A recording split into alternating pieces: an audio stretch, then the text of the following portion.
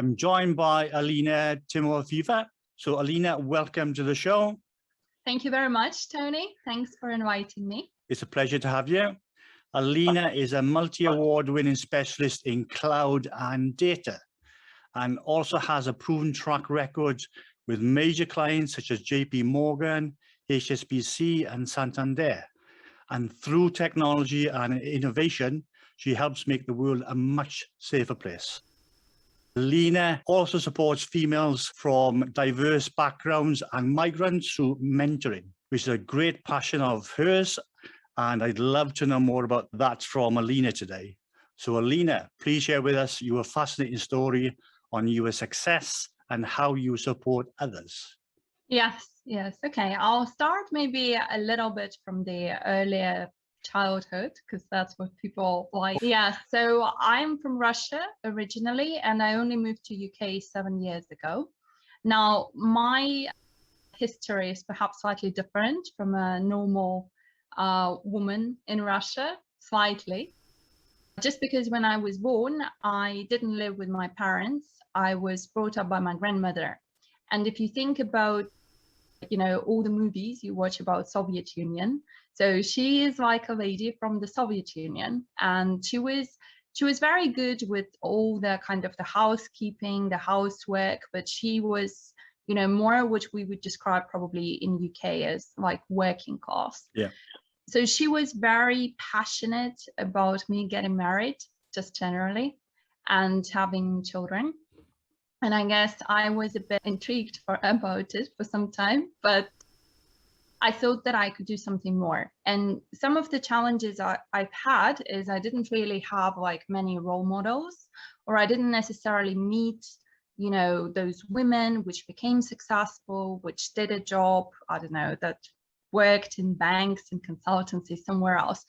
Most of the women I used to know, even when I was like a child, are either, housewives, or when you read the Russian literature, they were very much in love with somebody and then committed suicide, or some other dramatic story. Right. So maybe if people read Anna Karenina, that is kind of one of the typical stories. Anyway, so I was not kind of always successful, but I think my key motto is use the failures to essentially become successful. I think from one point of view, there were not so many expectations around my future. And in a way, it helped me. In a way, it made my life more difficult. The way it helped me is when I fail, nobody actually, bothered to say, we told you, you can't do it. But when I was successful as well, or perhaps I had a bit of a fear that, I've never seen anybody do this, I've never seen anybody do that. So that's how it started. I guess it started from me being fairly poor working background, living outside, it's a region outside of Moscow, but it's kind of within the Moscow area, and thinking whether I should be a housewife or should do something else. Now, I was very good in maths, and I went to Moscow State University. So I won the Moscow Olympiad, which nobody thought I would do, but I managed to do it. And when I was at university, a lot of the maths was very, very scientific, very, very theoretical. So it's again something you tend to see in movies, is like teaching Russian, I don't know, scientists to build the spaceships and rockets to go into space. So that's the type of background. There were no women, to be honest. The ratio of guys and girls was 10-1. And you was the one? No. There were There were 500 guys and 50 girls. Yeah. And in 5 years of the degree, it was 40 of the girls, they got married to those guys. I think 10 didn't get married and tried doing something else. Like my best friend, she went to US, she did a PhD, and then she became a professor in accounting. I thought I'll try to go abroad, and I applied to very many universities. Now, I got ultimately into London School of Economics, And when I came, everybody was like, we want to be an investment banker. There is so much money in investment banking, we're going to apply. And everybody had their CVs and everybody had like this whole, you know, like the suits mapped out to the interviews, to the banks, etc. And I was like a bit of a housewife background. So I was like, I want to get married. I'm going to make this degree and go back to Russia and, I don't know, be a housewife. And basically, my husband will be very proud of all my 3 degrees.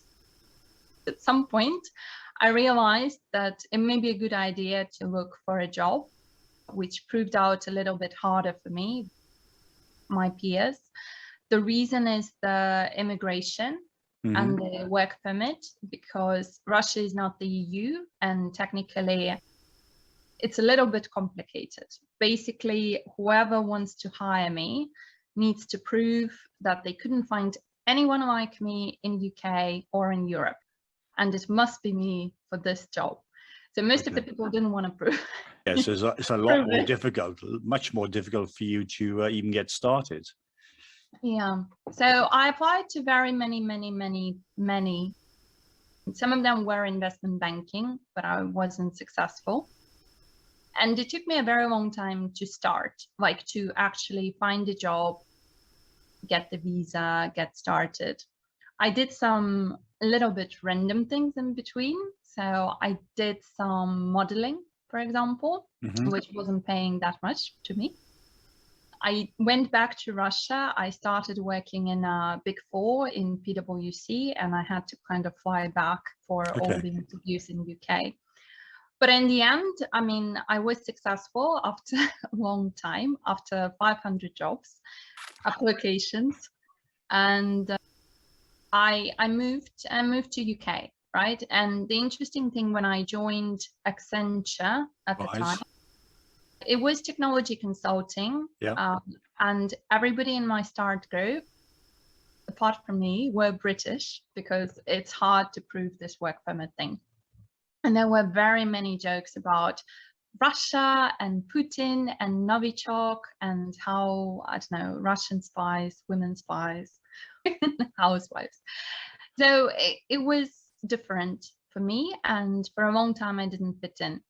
But I think this experience specifically has prompted me to think more wider around, as you mentioned, migrants and women, not even women in tech, but women just generally, how they go from, if they are from a more traditional family where they are expected to get married and perhaps there is not so much expectation on jobs and, I don't know, growth, career growth, and also migrants, what happens when you move, you don't know anybody, or you have these immigration challenges, how do you actually manage it? And that is something which inspired me to kind of spend more time and effort on giving back, which is what I do now. So that's in a nutshell, a short story. Your story is similar, very similar in a sense to, I worked with a Russian lady for 6 years. And we work very closely together, and her background, or how, as you've described it, was very similar. Obviously coming from a type family on the outskirts of Russia, coming to the UK with similar sort of intentions as yourself. And she ended up marrying a British guy, a Welshman, and has gone down that path. He came into the investment world and worked alongside me as basically my assistant, and it worked very, very successfully. So I know quite a lot of the challenges that she had, and obviously you've emphasized those. So I think your challenges actually were probably more difficult based on what you've told me so far. I mean, sometimes when you get married, you can get a job easier because that could be, you know, that could have been the reason why it was easier for her. So because she did get married fairly soon after university, so in the UK, and again that was a 3rd degree for her as well. So anyway, so what happens next, or what happened next? What happened next? I mean, when I joined Accenture, so just in terms of timelines, that was 7 years ago, and I joined in a very junior role of a graduate analyst. Yeah. Now, it wasn't that well paid. I mean, it was okay, but not that well paid. I guess I wasn't very successful for the first two or 3 years. And the reason was, as a starting point, I didn't fit in. So I didn't fit in into culture, into industry culture. I had a lot of challenges of being kicked out of accommodations or moving, constantly moving between flats. And just generally, I didn't know anybody. So I didn't have this circle of, you know, friends or family or somebody. And I guess from my Russian family perspective, I don't really have a family, so I didn't have like, you know, this support. So was it very lonely for you at that time? So I think it was, yes, it was lonely. I mean, there were very many people around me. So I was a consultant, so it's always, you know, you go and meet clients and you do something interesting.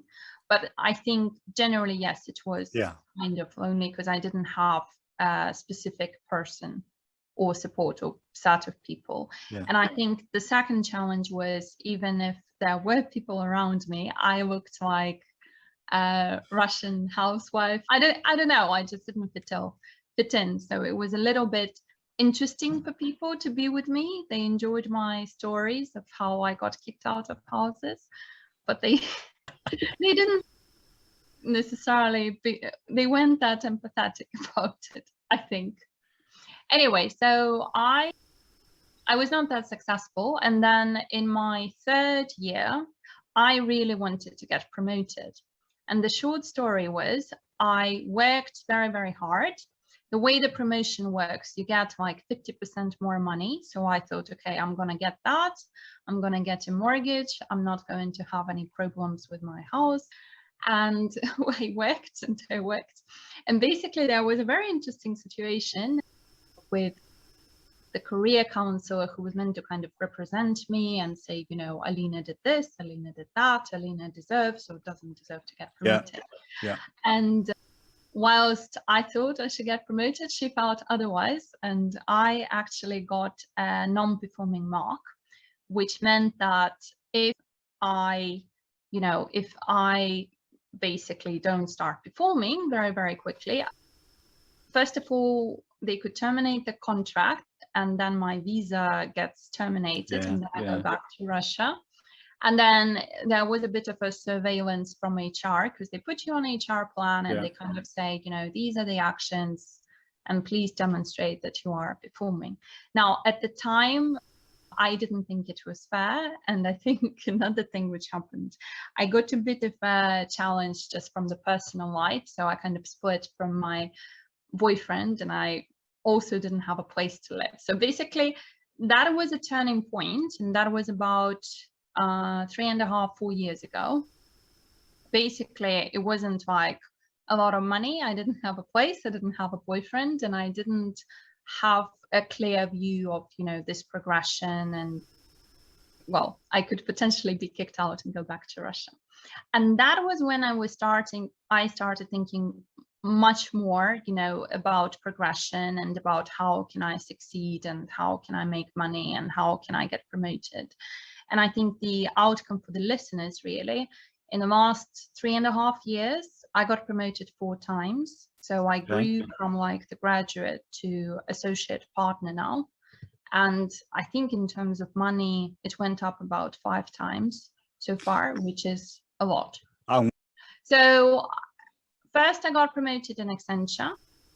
Then I went to KPMG at a higher grade. Then I got promoted in KPMG. And now I came to Oliver Wyman, which is a strategy firm at a higher grade. So it was a mix of promotions and a mix of kind of jumps, but jumps at higher rate with higher compensation. And what is interesting, most people who used to be like my managers 5 years ago, they're kind of at a lower point in a way. And how does that make you feel? Well, it's interesting because at that point in time when I was told that I'm non-performing, there was a interesting discussion with a couple of people who said they don't think I will ever progress, and they don't see me as anything other than an analyst. And the interesting thing is they're still managers, and I kind of moved up to a couple of positions higher.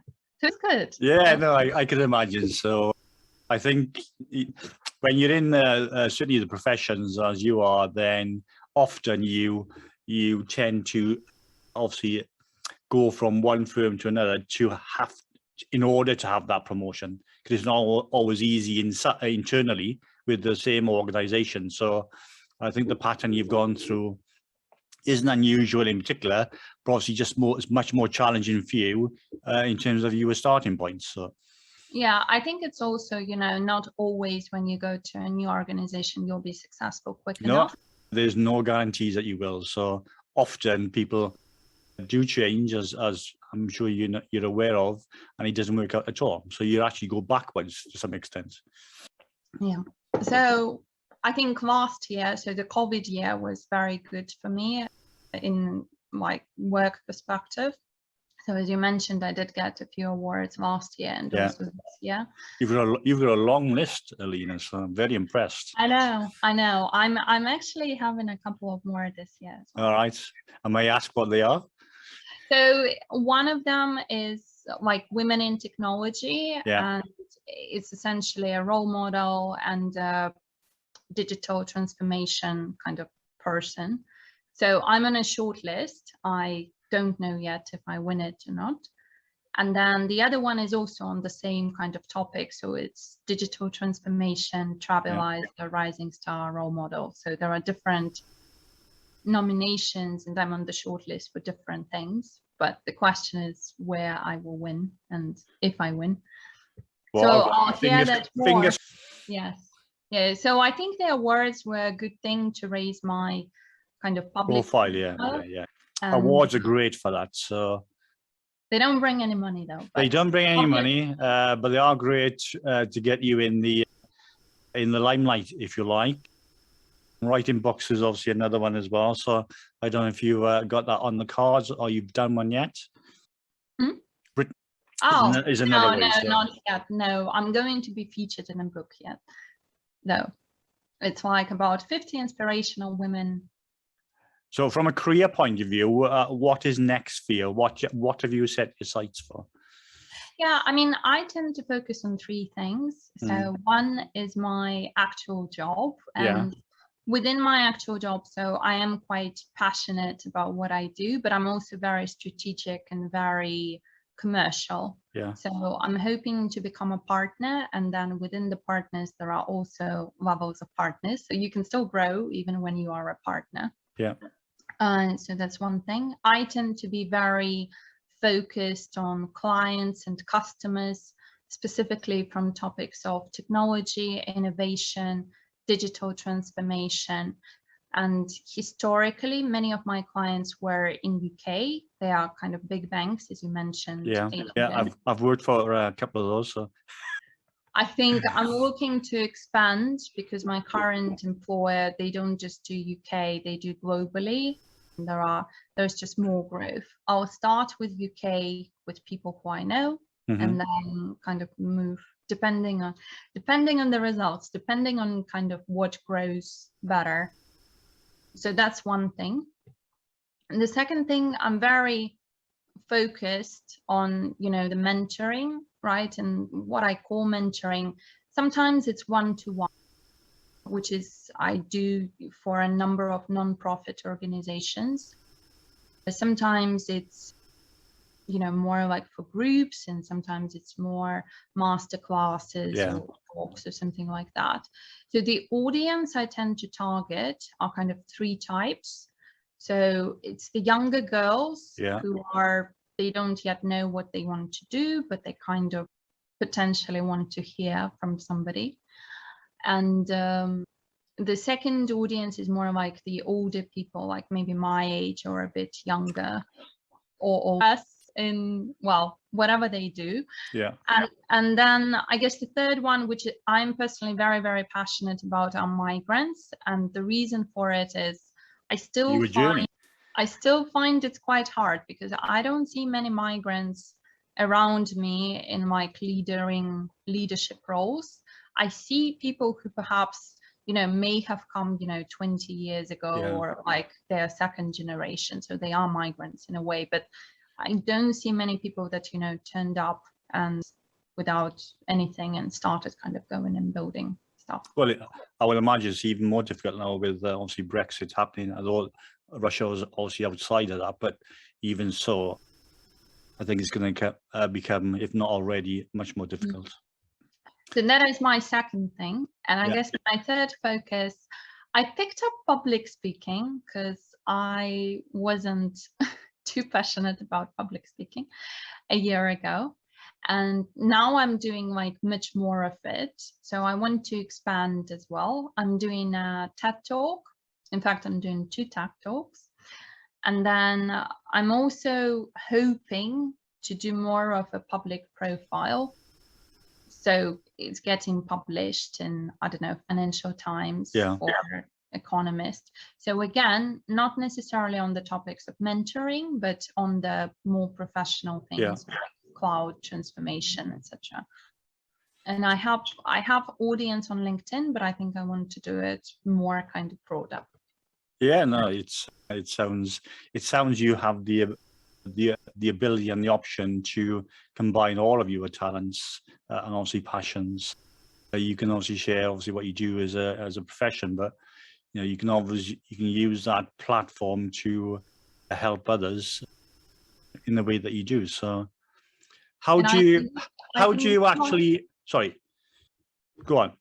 I was just saying I can use my former modeling experience. While you're doing public speaking. Yeah, maybe I'll certainly get people's attention, I'm sure. So how do you actually attract also the women that you help? So what is your forum and how you do that? I mean, at the moment, I support a number of non-profit organizations. Right. So they themselves have certain audiences. And then if it's one-to-one mentoring, then there is a certain, let's say, matchmaking in a way. So people can come to me, or, they will match me as part of the non-profit, and then I mentor people. Sometimes people just approach me on LinkedIn. So that started happening much more often, to be honest, over pandemic.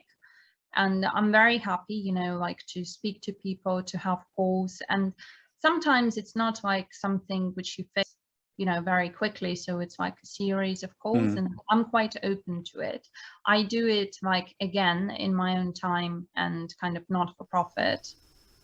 And some cases it's more professional, how do you find a job, or maybe how do you move to a job? And sometimes it's more personal, how you become more confident, or maybe something even about public speaking, because I went from not doing anything to doing something so far. Great. I do mention as well, so I know how rewarding that can be. And again, as you say, it feels as if you are giving something back to those people who've gone through, because you've gone through similar experiences yourself, and you know how much help and support that would be if you had somebody like that when you were starting off in your journey. And I guess, like, from my side, there are 2 parts. The one, when I was starting out, I didn't really have this person, and I didn't really know that, this is possible, available. So I didn't really look out for mentors myself proactively, and it wasn't so successful for me, I would say. And I think the second part to me is, even though it's non-profit, right, if people are grateful or if it helps them, it does kind of help me as well from the energetical point of view, and like feeling as a better person. Yeah, absolutely. I mean, I know from my own experiences that, and I've trained, for example, hundreds of financial advisors over the years. So I know how rewarding that is to me personally, to see people grow over a period of time and then themselves become successful. And I'm sure you haven't, or you will experience that if you haven't already. I was very inspired. So I have a mentor, and I'll probably mention it here. I started going kind of for mentorship broader, so not just career focused, but also things like, I don't know, style, confidence, psychology. Yeah. And I have a couple of mentors who are not usual. So one of them is Miss Russia, and she has lots of different followers and etc. And the other one is also like Miss International, so she won some international contests. But I think also what they both were, you know, kind of teaching me is, you know, the energy you get back from all the people that you support, as long as you support them, is like phenomenal, and it helped them grow as well. Brilliant. I think you've just highlighted how important it is to have a mentor, and we all need mentors, and at different stages of our lives as well. So, you know, we are growing all the time. So you're going to need mentors for different aspects of your life, either from a professional point of view or from a personal point of view. But I think in terms of achieving success, which is clearly you have, I'm sure you've got much more success to come, is that you still have to have that drive, that ambition to be able to do that, because nobody's going to give it to you. Yeah.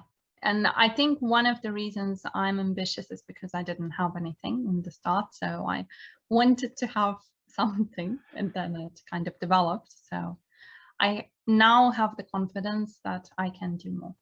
Yeah, confidence is a massive, massive thing. And the more success you achieve, the more confident you become. And often when I've spoken to lots of people, again, throughout my career, not just through the podcasts, is that often people from humble beginnings, that's the best way to phrase it, often have the greatest drive and ambition because of their starting points.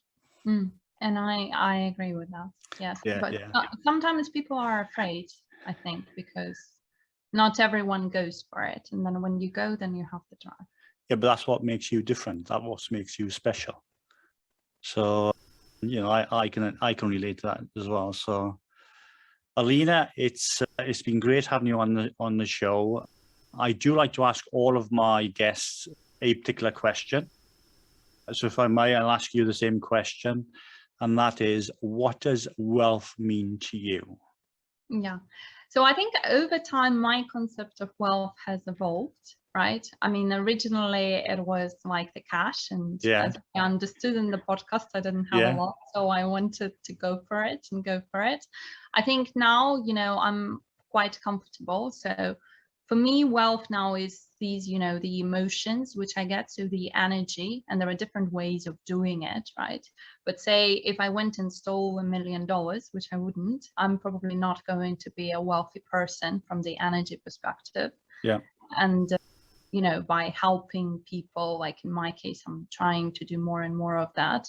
I do feel this as a wealth, not just, you know, emotions, but also the energy and the positivity. And I think that I really want to continue from that point of view. And I really see like my transformation throughout the time, from, you know, thinking about general things, you know, how do I find a house, how do I pay rent, to thinking, you know, broader about the wider community. That's perfect. I think what I notice with a lot of people is that we may start off thinking about wealth, especially from an early age, more to do with, you say, the cash and the money. But as you grow and you evolve and you also gain experiences, that does definitely transform into other things, which are often far more rewarding in terms of financial rewards, and doing all the things that you're doing. And usually it's about helping others as well. And I think a lot of people find that much more rewarding. They class that as their health, their wealth in real terms. And it's about also having, for a lot of people, having a balance in many different aspects of their lives. I think I'll add just one more thing, Tony, because I think it's an interesting thing. I started practicing something called Vipassana. So Vipassana is a very specific meditation, which came from India. But there are certain thoughts through it. And one of them is about, you know, giving back and how you actually serve other people. Yeah. So what tends to happen, you go on a, on a meditation, and it's all for free. It's free of charge. It is in UK, but it's also in other countries. And the concept behind it is that people like you, like me, who have gone through this before, they would come, they would serve you, they would help cook for you, clean for you, etc. But then ultimately you will do the same for the rest.